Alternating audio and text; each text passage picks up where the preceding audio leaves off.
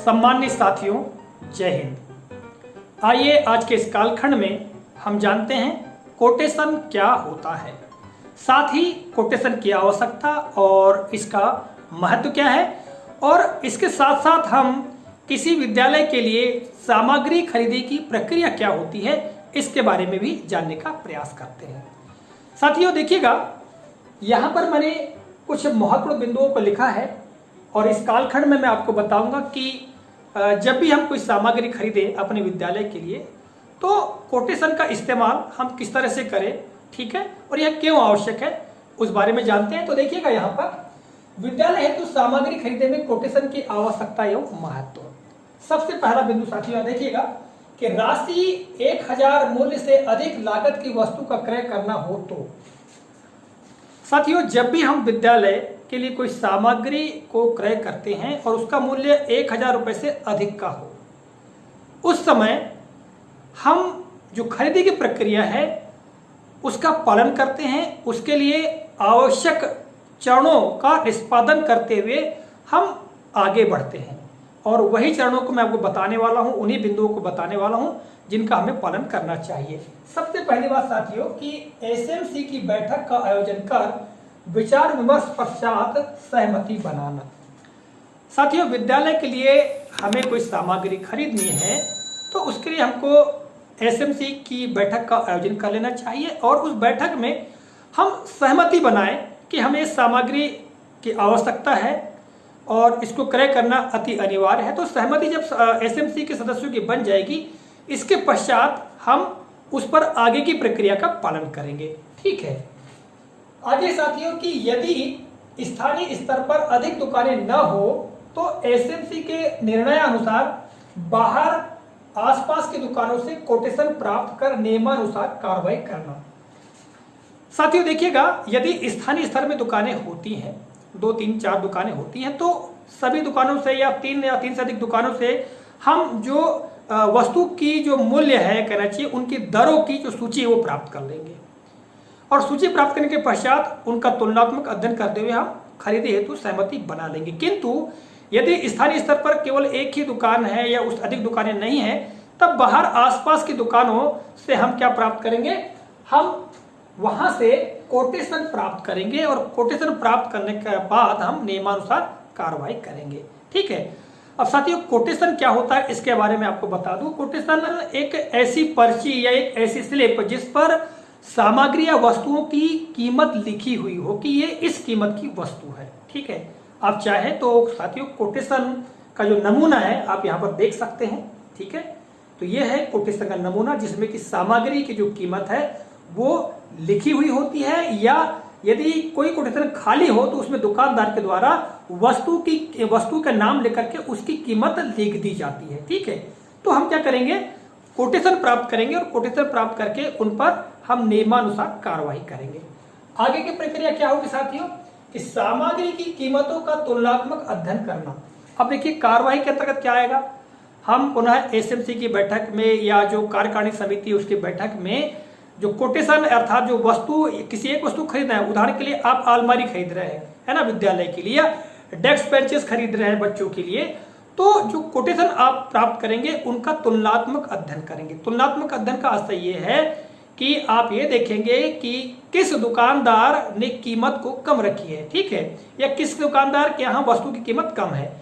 परंतु साथियों एक बात ये भी देखना है आपको कि वस्तु की कीमत तो कम है किंतु उसकी गुणवत्ता कैसी है, ठीक है। हो सकता है कि किसी दुकानदार ने बहुत कम कीमत रखी हो वस्तु की, किंतु उस वस्तु की जो गुणवत्ता है वो उच्च कोटि की ना हो, निम्न स्तर की हो, घटिया दर्जे की हो।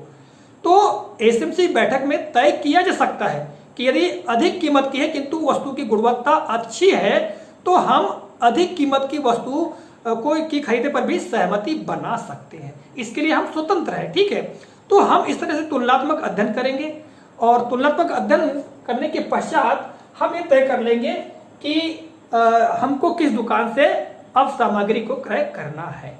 उसके लिए हम आगे कार्रवाई सुनिश्चित करेंगे, किंतु आगे की कार्रवाई से पहले हम क्या करेंगे कि जो कोटेशन है, कोटेशन को फाइल में चस्पा कर देंगे।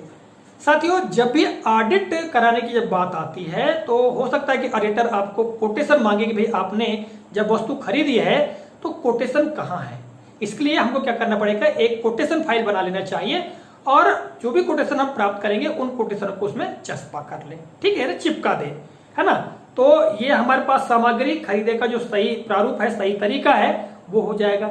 इसके बाद साथियों हम क्या करेंगे कि एसएमसी की सहमति के अनुसार एसएमसी सचिव अर्थात प्रधान पाठक के द्वारा दुकानदार को क्रय आदेश जारी करना। साथियों जब सहमति बन चुकी कि हमको किस दुकान से सामग्री का क्रय करना है, उस दुकान की जो वस्तु की गुणवत्ता है वो भी अच्छी है, कीमत भी ठीक है, तो जब सहमति बन जाए इसके पश्चात जो एसएमसी के सचिव अर्थात जो पदेन सचिव होते हैं प्रधान पाठक, तो प्रधान पाठक के द्वारा क्रय आदेश जारी किया जाएगा। क्रय आदेश का आशय यह है कि उस दुकानदार के नाम पत्र लिखा जाएगा और उसमें उल्लेख किया जाएगा कि उनकी दुकान से ये सामग्री क्रय की जानी है जिसकी गुणवत्ता इस प्रकार की है ना। इसका उल्लेख करते हुए एक आदेश जारी करते हुए अपने सील साइन करके उस दुकानदार को प्रेषित किया जाएगा, ठीक है।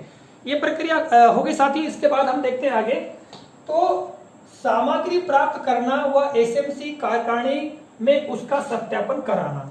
यदि वस्तु गुणवत्ता युक्त पाई जाए तो उसे स्टॉक रजिस्टर में अंकित कर देना। साथियों जब हम दुकानदार को क्रय आदेश जारी कर देंगे इसके पश्चात हम उससे वस्तु प्राप्त कर लेंगे, ठीक है, यानी सामग्री प्राप्त कर लेंगे।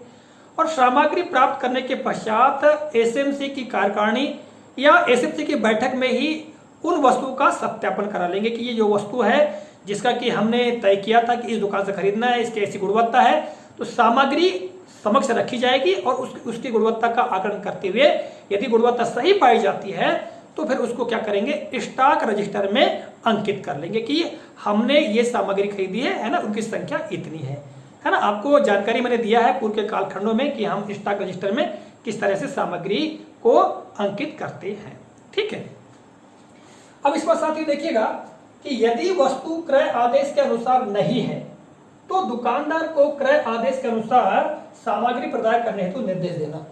साथियों कभी कभी ये होता है कि दुकानदार भी सामग्री दिखाते कुछ और हैं किंतु बाद में भेज कुछ और देते हैं, तो आपको यह देखना है कि जैसी सामग्री हमने तय की थी, है ना, जैसा कि हमने क्रय आदेश में दिया था, उल्लेख किया था, उसके अनुसार सामग्री नहीं है तो दुकानदार को पुनः क्रय आदेश के अनुसार ही निर्देश देना कि आप जो उसकी गुणवत्ता है ना, क्रय आदेश में जो उल्लेखित है उसके अनुसार ही सामग्री प्रेषित करें, है ना। हम जो भेजी गई सामग्री उसको वापस भिजवा सकते हैं और उच्च गुणवत्ता वाली जो वस्तुएं हैं सामग्री उसको पुनः मंगवा सकते हैं, ठीक है।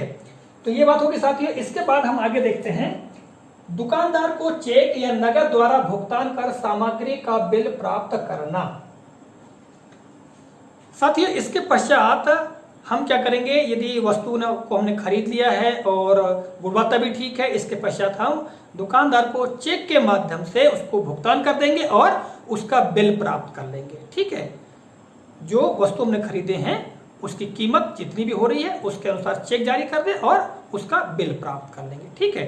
आगे की प्रक्रिया क्या होगी, बिल को विभिन्न मुहर लगाकर निरस्त करके वाउचर फाइल में चस्पा करना।